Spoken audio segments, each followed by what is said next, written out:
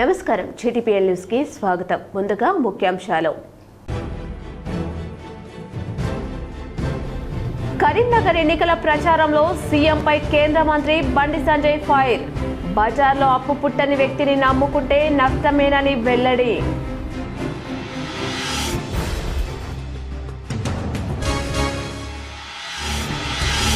ఉస్నాబాద్ డప్పు కొట్టి దరివేసిన మంత్రి పొన్నం ప్రభాకర్. కాంగ్రెస్ ద్వారానే అభివృద్ధి సాధ్యమని ప్రచారం.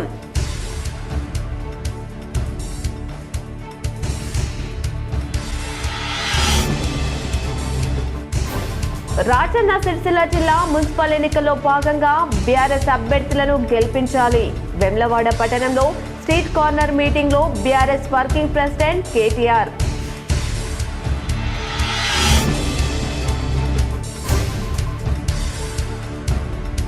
కేంద్ర మంత్రి బండి సంజయ్ పై Karimnagar MLA Gangula Kamalakar fire.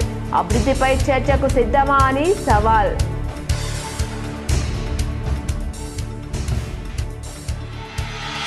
CM Revanth రెడ్డిపై మాజీ MP Vinod Kumar fire. BJP BRS the Fevicol బంధం అంటున్న రేవంత్ రెడ్డి, మోదీ సోనియా గాంధీ ఒకటేనా అని ప్రశ్నించిన వినోద్ కుమార్.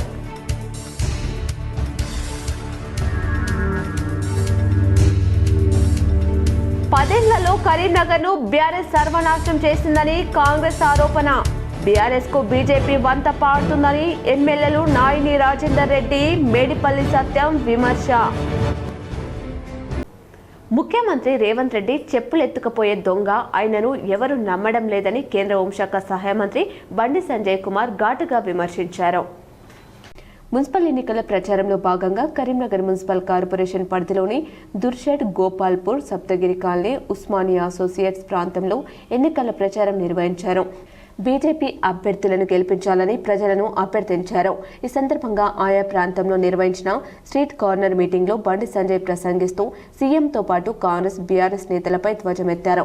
బజార్ల అప్పు పుట్టడం లేదని, నన్ను ఎవరు నమ్మడం లేదని, ఢిల్లీకి పోతే చెప్పులు ఎత్తుకుపోయే దొంగలా చూస్తున్నారని సీఎం రేవంత్ రెడ్డి చెప్పారని తెలిపారు. మరి అట్లాంటి చెప్పుల దొంగకు మున్సిపల్ ఎన్నికల్లో ఎందుకు ఓట్లేయాలి?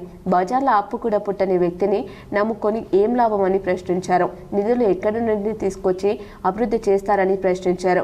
ఓట్ల కోసం వచ్చా కాంగ్రెస్ నేతలను 6 గ్యారెంటీలపై నిలదీయాలని పిలుపునిచ్చారు. బీఆర్ఎస్ నేతలు వస్తే 10 ఏళ్ల పాలనలో ప్రజలను దోచుకు తిన్నారు, ఎందుకు ఓటేయాలంటూ ప్రశ్నించాలని కోరారు. బీఆర్ఎస్ ఓళ్ళు 10 ఏళ్లలో చేసిందేమీ లేదు, కబ్జాలు, దోపిడీలు చేసి జైలుకు పోయారని ఆరోపించారు. ఇప్పుడు వచ్చి ఓట్లు అడుగుతుంటే వేద్దామా? మళ్ళీ గెలిస్తే నిధులు ఎక్కడి నుండి తీసుకొస్తారో? కేంద్రం నిధులిచ్చిన దారి మళ్లించి దోచుకోకుండా ఉంటారా? ఆలోచించండి. బండి సంజయ్ ఏం తీసుకొచ్చారో? మేమే కేంద్రం నుండి నిధులు తీసుకొచ్చామని మాజీ మంత్రి గంగుల కమలాకర్, మాజీ ఎంపీ వినోద్ కుమార్ మాట్లాడుతున్నారు.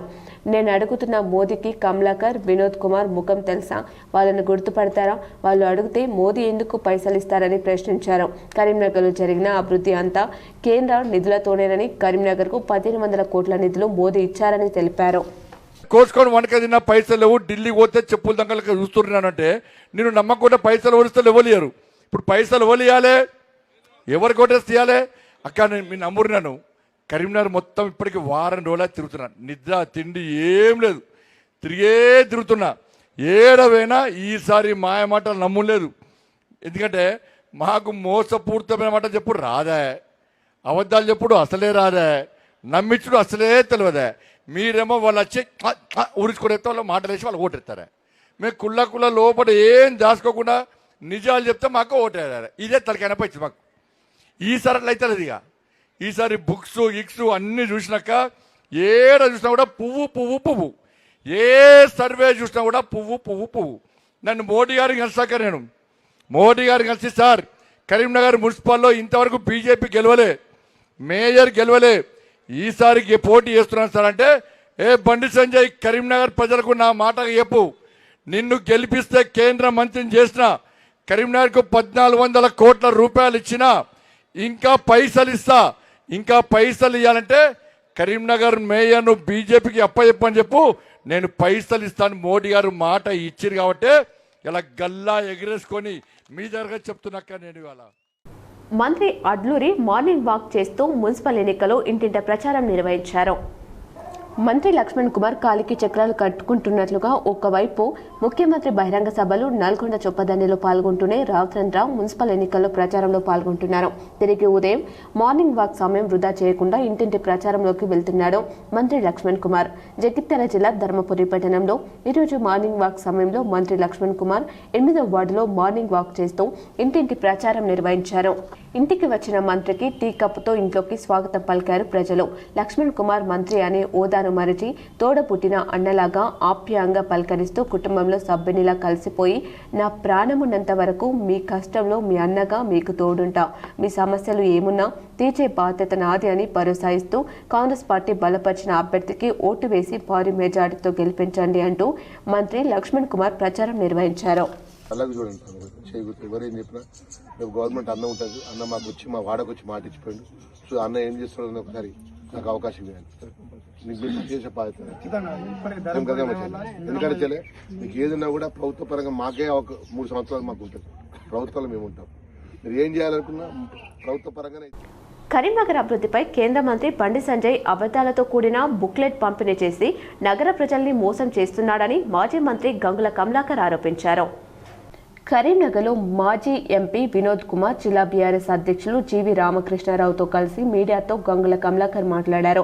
స్మార్ట్ సిటీతో బండి సంజయ్కి సంబంధం లేదని స్పష్టం చేశారు. బీఆర్ఎస్ హయాంలోనే స్మార్ట్ సిటీ తీసుకొచ్చి అభివృద్ధి చేశామని చెప్పారు.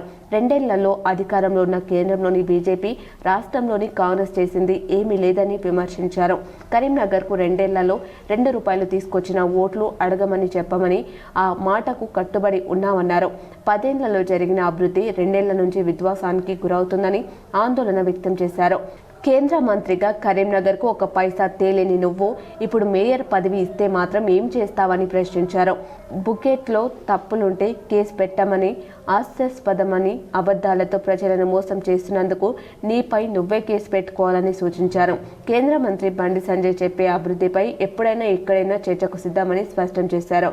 కరీంనగర్ ప్రజలు జాగ్రత్తగా ఉండి కాంగ్రెస్ బీజేపీకి బుద్ధి చెప్పాలని, బీఆర్ఎస్ ద్వారానే కరీంనగర్ అభివృద్ధి సాధ్యమని గంగుల కమలాకర్ స్పష్టం చేశారు. ఒక్కటి నిజం ఉన్నా కూడా మీరు చర్చకు రావాలి. ఎక్కడైనా మొత్తం బోగస్ అంత అబద్ధాలే.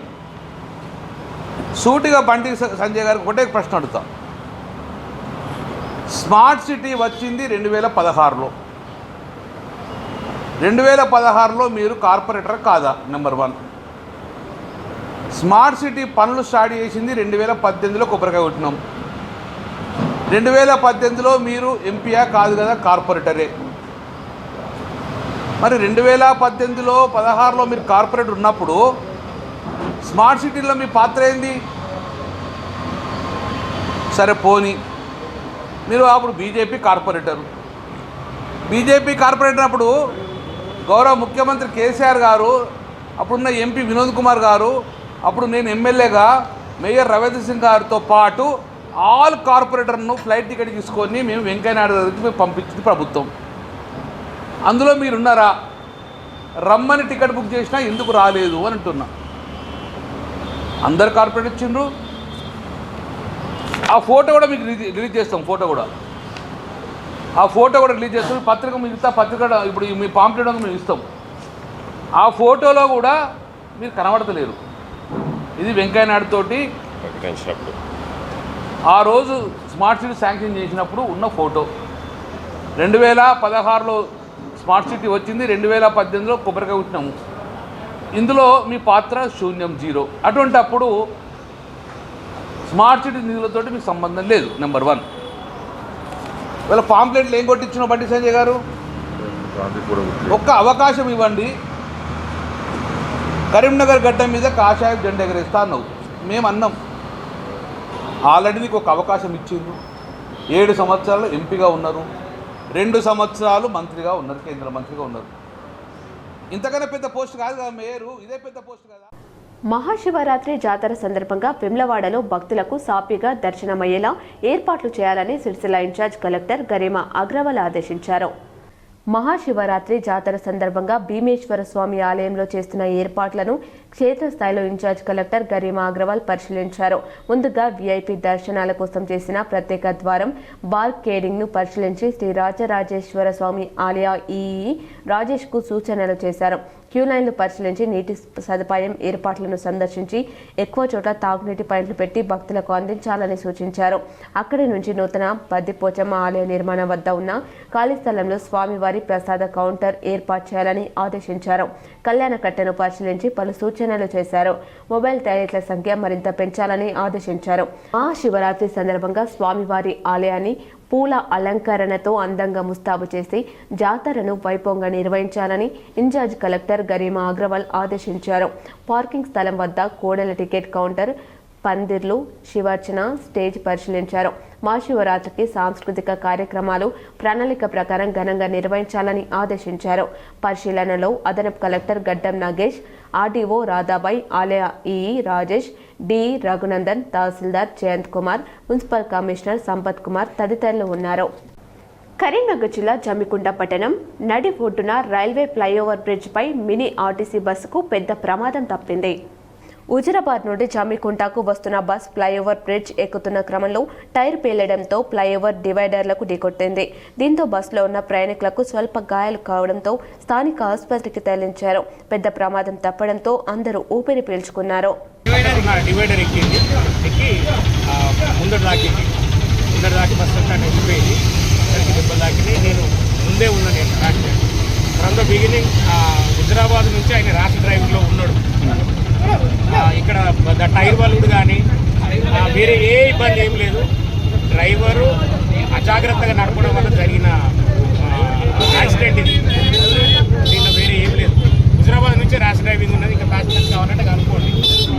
అక్కడ అటు వెళ్తుంది కావచ్చు అనుకున్నా నేను. మామూలుగా ఇటు కట్ చేసాను. అది కట్ కాలే. ఎడపల్లి మండలం అంబార్పేట, కొత్తపేట గ్రామాల శివార్లో చిరుత సంచరిస్తున్నట్లు ఇరు గ్రామాల్లో ప్రచారం కొనసాగుతోంది. ఉదయం పూట పంట పొలాల్లోకి నీళ్లు పెట్టేందుకు వెళ్లిన రైతులకు చిరుత కనిపించినట్లు రైతుల కేకలతో సమీప పొదలోకి పారిపోయినట్లు రైతులు గ్రామంలో తెలపడంతో ఇరు గ్రామాల ప్రజలు భయాందోళనకు గురవుతున్నారు. విషయం తెలుసుకున్న ఫారెస్ట్ అధికారులు సంఘటన స్థలానికి చేరుకుని పాదముద్రలు సేకరించారు. ఎనిమల్ పాదముద్రలు నిర్ధారణ కేంద్రం హైదరాబాద్కు పంపిస్తున్నట్లు అటవీశాఖ అధికారులు తెలిపారు. పాదముద్రల సైజు ఆధారంగా చిరుత కాదు హైనా అని ధర్మపురి ఎఫ్ఆర్ఓ శ్రీనాథ్ అభిప్రాయం వ్యక్తం చేస్తున్నారు. రాజన్న సిరిసిల్ల జిల్లా మున్సిపల్ ఎన్నికల్లో భాగంగా బీఆర్ఎస్ అభ్యర్థులను గెలిపించాలని కేటీఆర్ ప్రచారం చేశారు. వేములవాడ పట్టణంలో స్ట్రీట్ కార్నర్ మీటింగ్లో బీఆర్ఎస్ వర్కింగ్ ప్రెసిడెంట్ కేటీఆర్ పాల్గొన్నారు. ఈ సందర్భంగా ప్రజలను ఉద్దేశించి ఆయన మాట్లాడుతూ గత 10 ఏళ్లలో బీఆర్ఎస్ హయాంలో వేములవాడలో ఎన్నో అభివృద్ధి పనులు చేసుకున్నామని, 4.5 లక్షల మంది బీడీ కార్మికులకు 2,000 చొప్పున ఇవ్వడం జరిగిందన్నారు. ఆడవాళ్లకి ఉచిత బస్ అని చెప్పి మగవాళ్లకు డబుల్ ఛార్జీలు వసూలు చేస్తున్నారని, కేసీఆర్ తెలంగాణ ప్రజలను కడుపులో పెట్టుకుని చూడగా రేవంత్ రెడ్డి ఓట్ల కోసం దొంగ మాటలు చెప్పి మోసం చేశాడని ఎద్దేవా చేశారు. ఎమ్మెల్యే ఆది శ్రీనివాస్ మంత్రి పదవి కోసం రేవంత్ రెడ్డి కాళ్లు మొక్కుతున్నాడని, ఇప్పటి వరకు మోసపోయింది చాలని, ఇప్పటికైనా జరగనున్న మున్సిపల్ ఎన్నికల్లో బీఆర్ఎస్ అభ్యర్థులను అత్యధిక మెజార్టీతో గెలిపించుకోవాలని కోరారు. వేములవాడ మున్సిపాలిటీని బీఆర్ఎస్ కి అప్పచెప్పండి, అభివృద్ధి చేసి చూపిస్తామని హామీ ఇచ్చారు.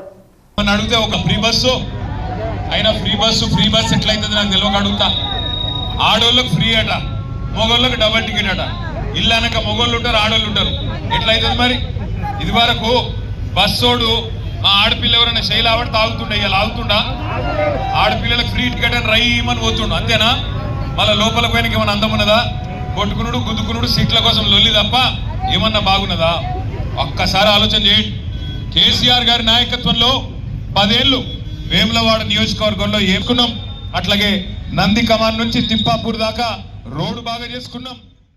జగిత్యాల జిల్లా మల్లాపూర్లో జగిత్యాల అడిషనల్ కలెక్టర్ బిఎస్ లత పర్యటించారు. జగిత్యాల తహసీల్దార్ కార్యాలయంలో రికార్డులను అదనపు కలెక్టర్ లత పరిశీలించారు. అనంతరం బిఎల్ఓలతో సమావేశం నిర్వహించి అధికారులకు, సిబ్బందికి పలు సూచనలు చేశారు. కేజీబీవీ పాఠశాలలో మధ్యాహ్న భోజన అమలు తీరు పరిశీలించి విద్యార్థులతో కలిసి భోజనం చేశారు.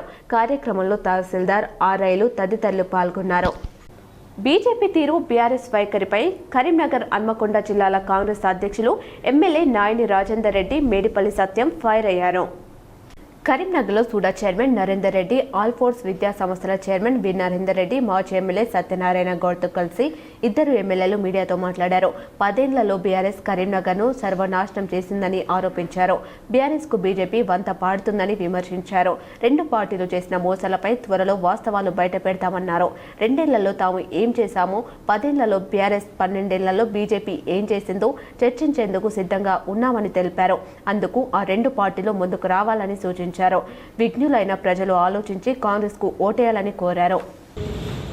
నిజాన్ని ఎప్పుడు లైవ్ లో ఉంచండి, లేకపోతే అబద్ధం నిజమయ్యే ప్రమాదం ఉన్నది.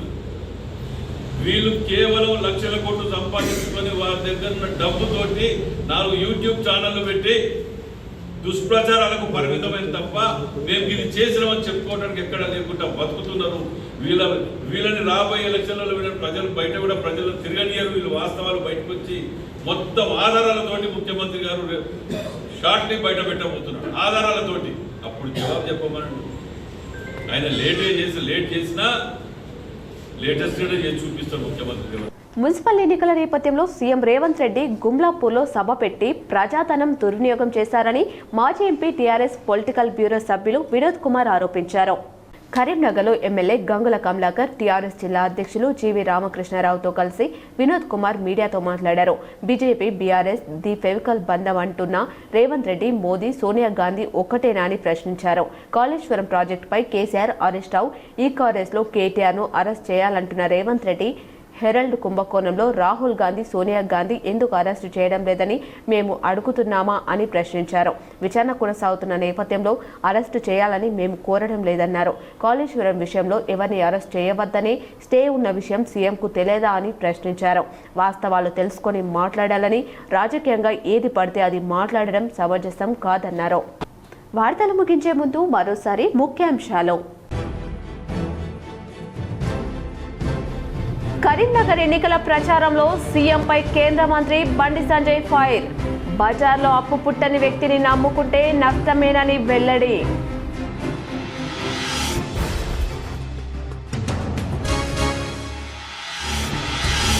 ఉస్నాబాద్ డప్పు కొట్టి దరివేసిన మంత్రి పొన్నం ప్రభాకర్. కాంగ్రెస్ ద్వారానే అభివృద్ధి సాధ్యమని ప్రచారం.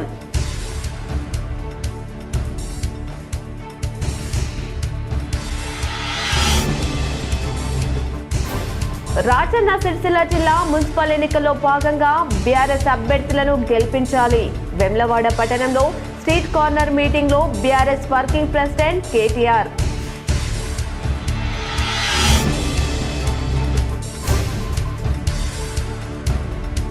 కేంద్ర మంత్రి బండి సంజయ్ పై కరీంనగర్ ఎమ్మెల్యే గంగుల కమలాకర్ ఫైర్. అభివృద్ధిపై చర్చకు సిద్ధమా అని సవాల్.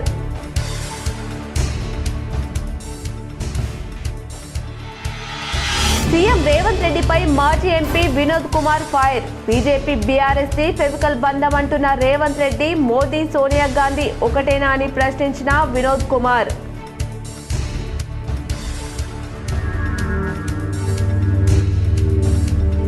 పదేళ్లలో కరీంనగర్ను బీఆర్ఎస్ సర్వనాశనం చేసిందని కాంగ్రెస్ ఆరోపణ. బీఆర్ఎస్ కు బీజేపీ వంత పాడుతుందని ఎమ్మెల్యేలు నాయని రాజేందర్ రెడ్డి, మేడిపల్లి సత్యం విమర్శ.